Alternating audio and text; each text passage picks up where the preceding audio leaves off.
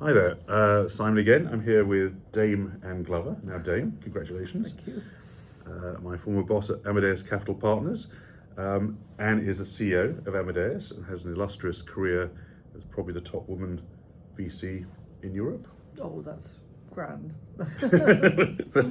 How we do it. Um, And we're very pleased to be able to be hosted today by CMS, who are a partner for some upcoming events, our Democratizing Venture Summits that Anne has kindly offered to be a panelist on, talking about access to capital issues, particularly for diverse regional female entrepreneurs and the interaction they have with VCs.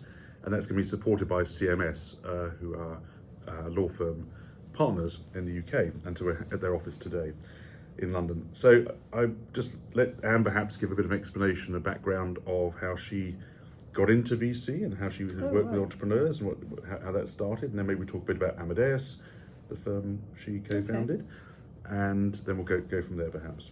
Great. So I probably wouldn't have been a VC had I not lived in America. So I lived in America for 13 years, went to business school there and then stayed in manufacturing and in consulting. But the most important influence on my journey was a program called Junior Achievement. And there you work with high school students to set up a company, develop a product, sell shares, sell the product, make some money, and then close down the company and pay out a dividend, all within 1 year.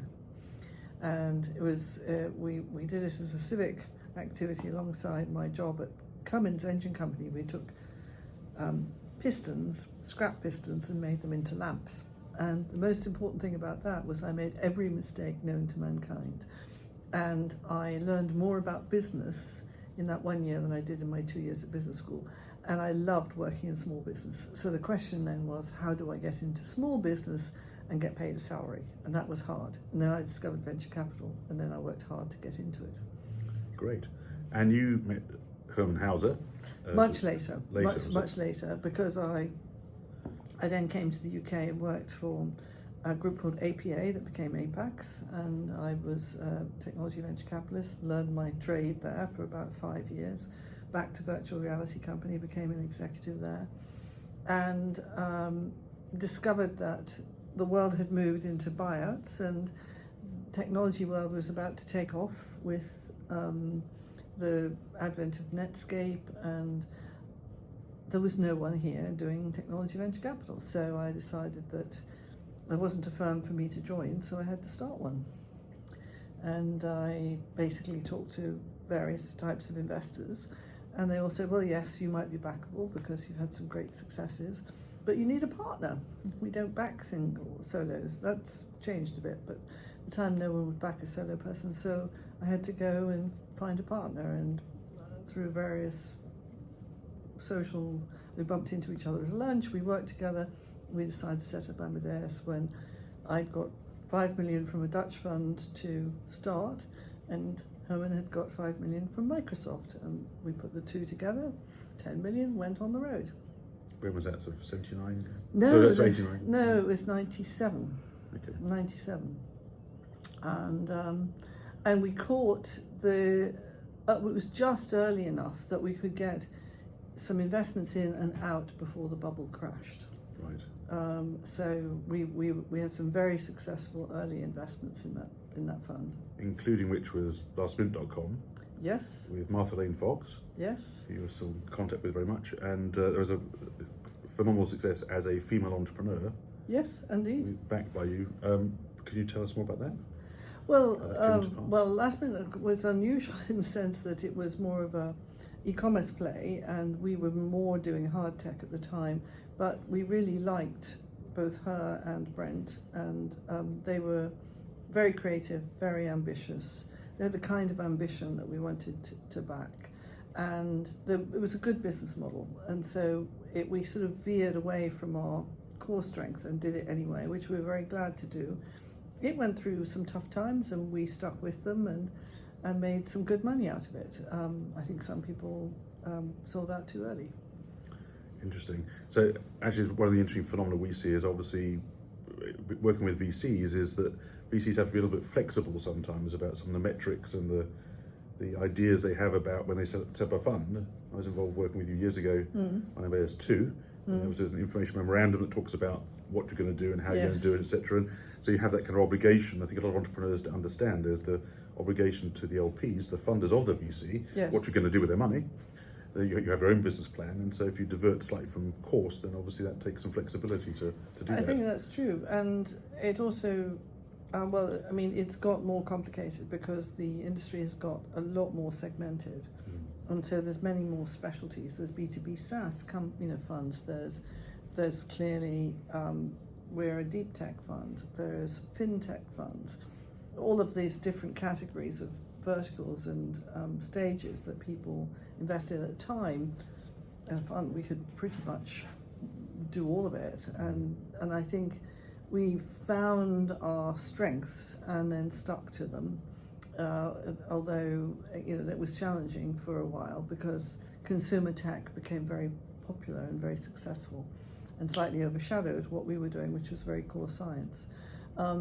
So we're through it. We're now in a place where actually we're back to science-based, IP-based businesses are the ones that are creating the real value today and are critical to economic growth, to defense, to life sciences, to a whole series of global problems that need solving.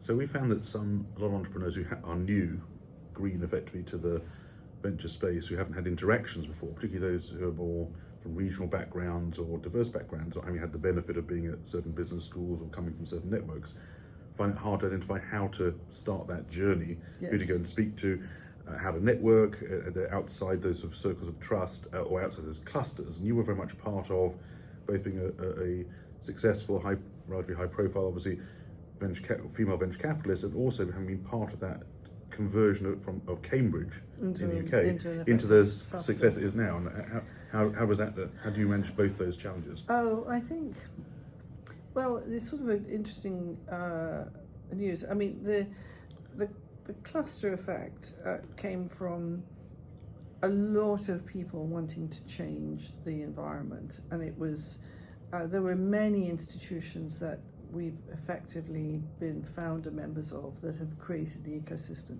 There's a thing called the Cambridge Network, which helped entrepreneurs talk to each other. There's a thing called Cambridge Enterprise, which helps companies spin out of Cambridge University into the ecosystem. We're very involved in Cambridge Angels, which is an angel group that was formed. So all of these parallel activities, we were a partner in setting up. And then more funds became interested in Cambridge and began to set up, so that it became a city, a place that it was actually not necessary for people to leave in order to get funding, because there was enough alternatives there. There needed to be more than one. There had to be several of high quality. And I think now it's a pretty well-funded ecosystem with a combination of angels, a couple of funds, some accelerators.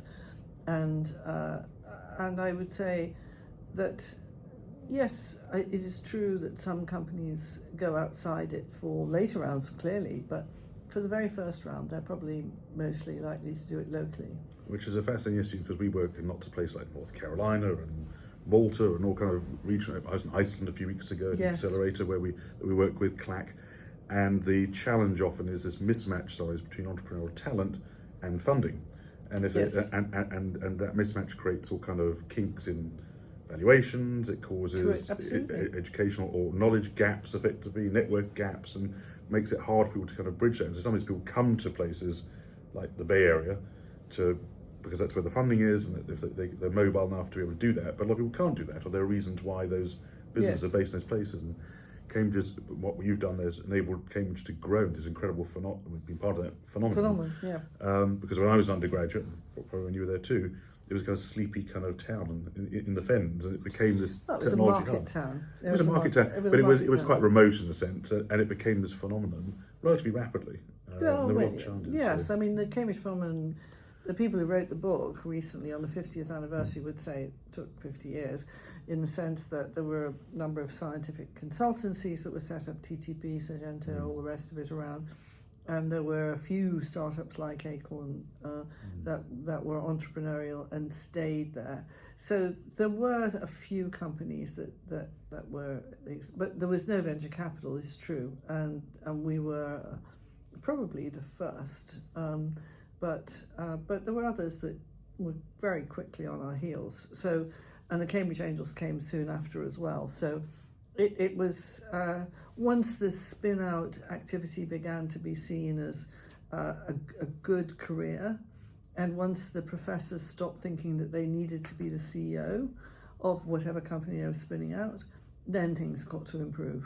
Okay, that's interesting. Yeah. So I think it's a real challenge in Iceland or North Carolina.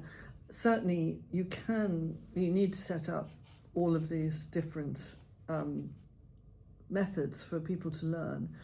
But I do think that the incubator accelerator world is now much more open and available to entrepreneurs to find this out.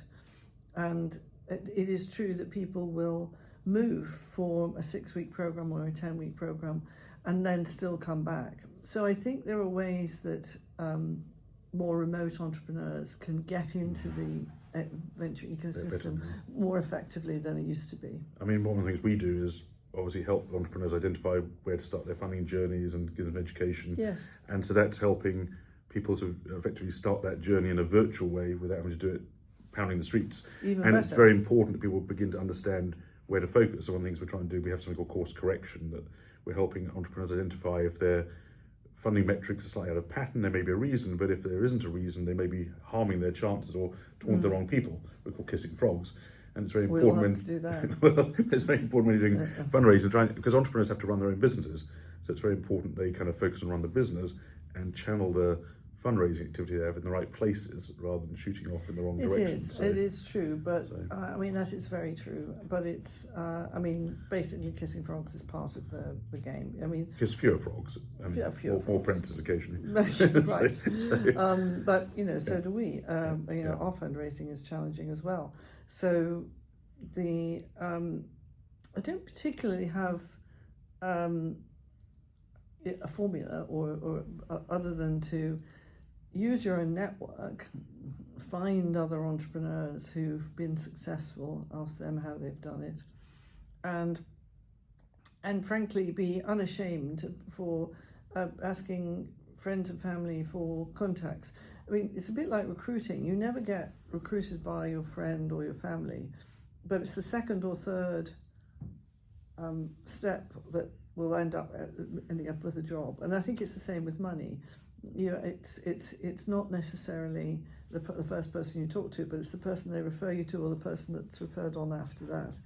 And so it's a big networking challenge. And the other thing that's a problem that has to be clear is to really guard your time and to figure out quickly who's a time waster, and then basically don't get upset if they because there are plenty of people who will love to talk you to as an entrepreneur to find out more about your product, more about your idea, because you're teaching them.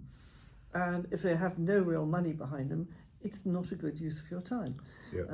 I think some people are in the funding space a little narcissistic in the sense of what we see, but what we're trying to do and what we do is identify if there may be those best fit potential investor partners for you. Then you can try and find who is connected to them and use multiple points of connectivity. Yes. Because I think entrepreneurs sometimes think in this easier age now that, I just automatically find funding, and I heard this story and they were so lucky, wherever it might be, but actually you can't rely upon one individual thing. You've got to have multiple components. We call multiple points of connectivity. So identifying things like us using LinkedIn in various ways, networking events, etc. But obviously those are more difficult elsewhere. And Qodeo works with lots of accelerators, and we do workshops, things trying to educate people, so when they go through the process, they are more equipped to go through it and understand the anti-intuitives in many cases of the funding journey. But you know, in the UK, there's some really good deep tech accelerators, like the Royal Academy of Engineering has this thing called an Enterprise Hub, which provides mentors, experienced mentors, and they have a hub in London, but it's a drop-in facility, and they're really looking for entrepreneurs from all over the UK who are just in the engineering professions, and they get to know about it through the Royal Academy, and then drop in, get screen selected, and get a mentor. That program didn't exist until 10 years ago. And I think Amadeus has been part of that growth of the UK and European VC as well as Cambridge VC, Oh, which yeah. enable those additional parts of the ecosystem to flourish effectively. Can I ask you one final question, perhaps, before we wrap up about any challenges you've faced or seen from the perspective of women entrepreneurs or women VCs, particularly?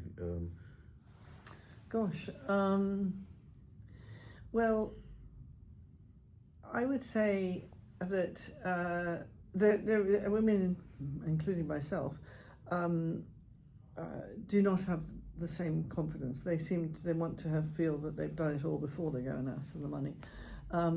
So there is an element of how to take more risk, which is sort of to believe in yourself that you can actually. So, for example, I'd never raised a fund before, and I thought, well, yes, I've watched a fund being managed. I think I know how to do that. I know how to do a deal.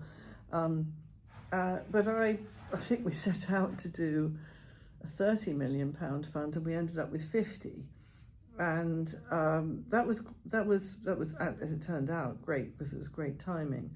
But I think in general there isn't. It's about building confidence in yourself and realizing that anyone who's doing it for the first time is doing it for the first time, and you just have to go for it and hope that you'll get supportive people around you.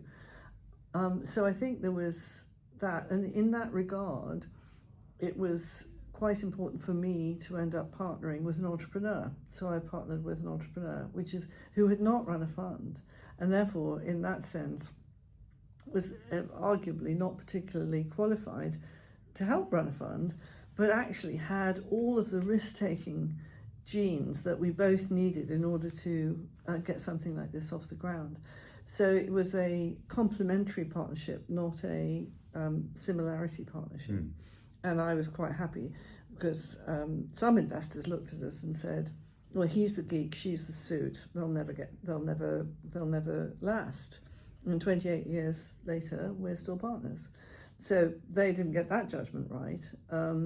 But you've got to take the risk on partnering with people who are not like you, in order to round out a solution and get people and get all of the skills and a background that you need to get something new done. Which probably comes back to diversity's truest sense in a way, because I mean there's articles by Harvard Business Review about businesses of like people backed by VCs of like people get lower returns. Oh, absolutely. Because there's too much groupthink, effectively, not enough challenging, not enough better networks, etc. There's all kind of issues that Josh Lerner's obviously on an advisory board. There's one of his colleagues at Harvard wrote this particular article about Indian entrepreneurs, Indian descent VCs in the Valley getting these lower returns, and those because there was too much groupthink, not enough challenge, effectively being made. Yeah, absolutely. And what in the end, what we found is that we need complementary skills, complementary networks,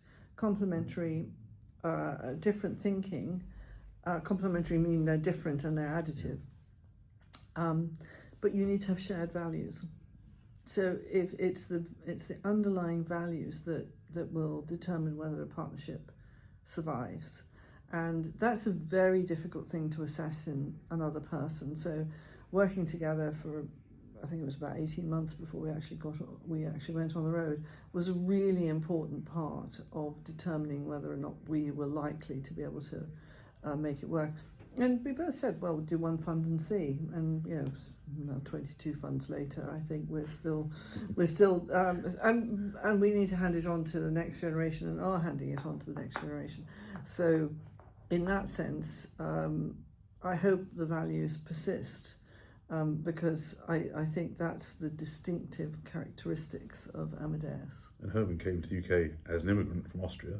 Yes. So he wasn't from the local ecosystem either. That was very helpful. And I mean, in a sense, I wasn't. I came from Liverpool. I mean, is that part of the ecosystem? I mean, not necessarily. I mean, it certainly gives you a certain grit, but I don't think it's a particularly privileged place to come from. On that note, thank you very much, Anne. Anne will be hopefully participating in some of these democratising venture summits later on this year, and we'll keep everybody posted about that. But thank you so much for your time today. Well, thank you, and enjoyed speaking with you. Thank you much, Anne. Take care. Bye. Thanks.